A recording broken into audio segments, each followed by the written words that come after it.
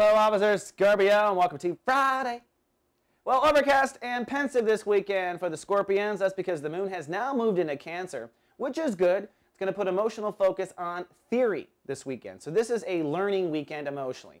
Typically, what I find what happens in this transit, at least with me and my clients that I talk to one-on-one, is that you space out a lot. You are emotionally processing the last 30 days. We only get this transit for 2 days a month, and this is the month, or the day, the time of the month, where you're thinking about old conversations, you're replaying certain interactions with people in your mind, and you're trying to find a better way of approaching it, which is a philosophy. So you're developing emotional philosophy and learning the next 2 days.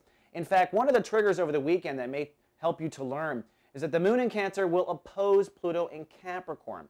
What that means is you might find a tug-of-war in your own soul about how your heart wants to be, or the philosophy you want to live by, and what your mind is actually saying to you.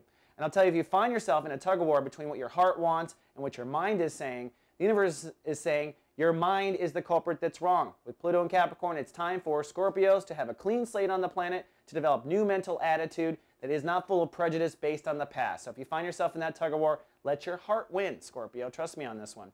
Also today, Mars. Mars is ruling the day, and Martian energy means aggressive masculine energy. The topic for you is developing a new foundation, that's home or family, that you will be able to cultivate fruit from, so a solid foundation. Now with Mars ruling the day, it means it's time to act over the weekend on developing that new foundation. So, for instance, maybe it's time to tell that bad roommate, get the hell out. Maybe it's time to go out looking for a new apartment or looking for a new house. Act on it over the weekend, you'll feel a lot better. And don't worry, you don't have to commit to anything. We got 10 days to work this out, but it is now time to fully experiment with yesterday's decision.